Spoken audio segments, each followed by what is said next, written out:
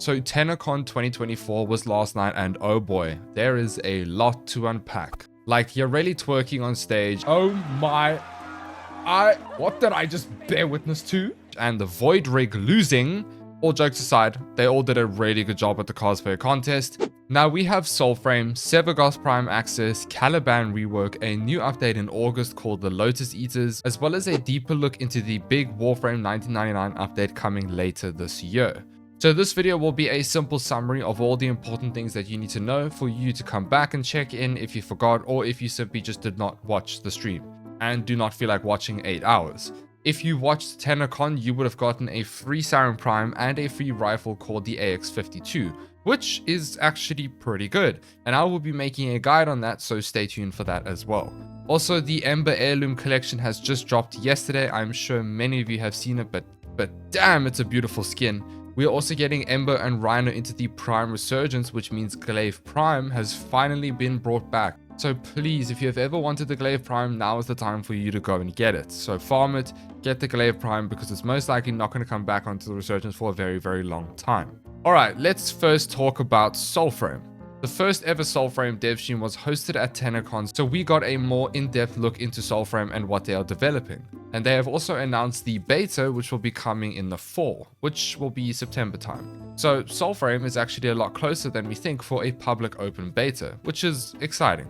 You can expect a lot of Soulframe content coming from this channel, so if you are a fan of Soulframe, I will be covering this game as well. I will be covering Soulframe as well as Warframe on this channel at the same time. They spoke a bit more about how the game works with the packs being your arms. They are having similar systems to Warframe but with a twist. Each arm will have a different set of abilities and they can actually be intertwined as well. They showed some beautiful art and concept art for the game and explaining how the level design and why they designed it the way they did.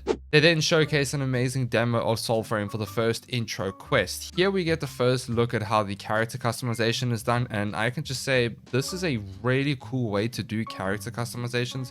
It's pretty creative and it looks really cool. It then cuts to your character and then you basically just get up and you start with the quest, which is what they showcased. They showcased the Nightfold, which is essentially your orbiter. Here you have all of your NPCs, your customizations for your character, change your look, weapons, etc, etc. These NPCs are ancestors who have different roles for you as the players.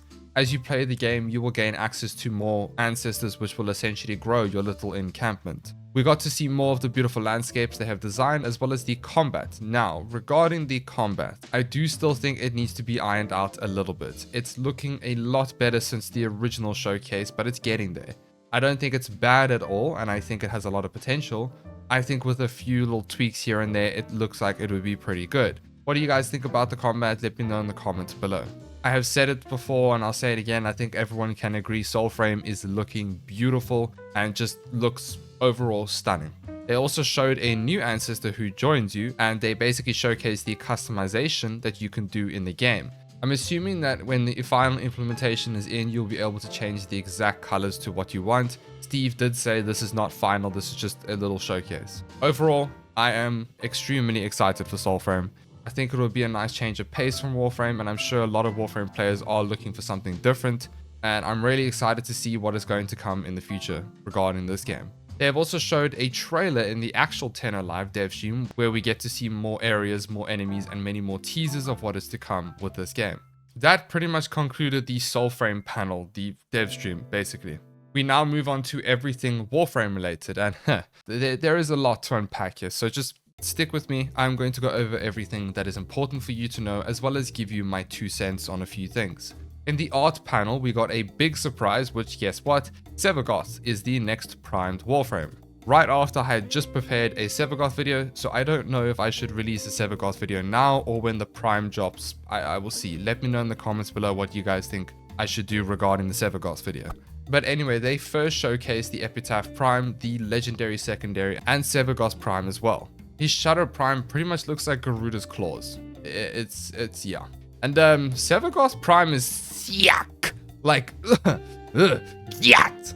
Anyway, Hyljin is punching the air right now. They also showcased the next heirloom that's coming, and guess what? It is Rhino.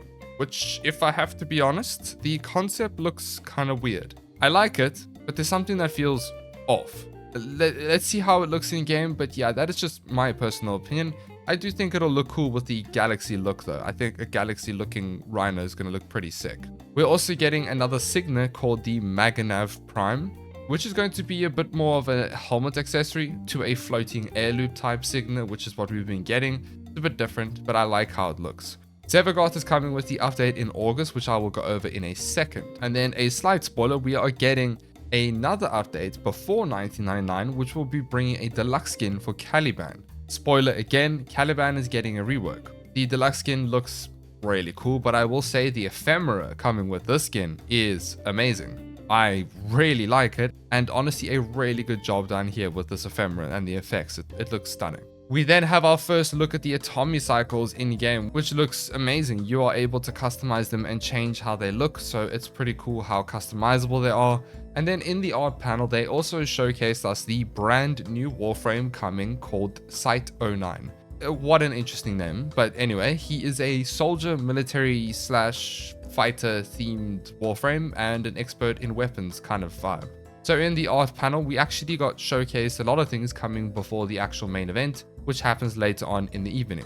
Then we have the sound panel. Okay, no, seriously though, the sound segment is actually really cool, and it's always interesting to see how they make the sounds of this game. And honestly, the team does such a good job because Warframe's sound design is just mint. We then have the cosplay segment. Robbery. Onwards to the main event. Okay, here comes the main event, and I honestly was left speechless by the end of it, and I actually didn't know what to say after. I was just trying to, gather my thoughts with everything. But after all the intros, singing, giveaways, and so on, they showcased the Soulframe trailer, which again, I'm super excited for. DE will be at Gamescom on August 24th. They will also be at the Tokyo Game Show in September. Tennocon 2025 is July 18th to July 19th, so you can save the dates already or start saving up already now. And Warframe will be having 3 updates this year.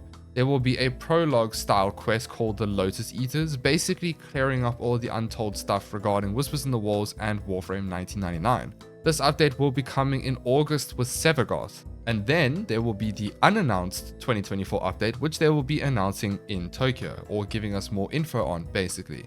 Here they didn't showcase the dates, but they explained the update in terms of the quality of life that's coming with it. Here is also when we'll be getting the Caliban deluxe skin and of course his rework coming along with it. They showed us a little teaser video in which they showed us 3 of his abilities, and honestly I don't know if I'm just blind. It doesn't look like they have changed much besides his 4th ability now basically synergizing with his 3rd ability, the Conculus. They will also be casting Fusion Strike, which looks really cool.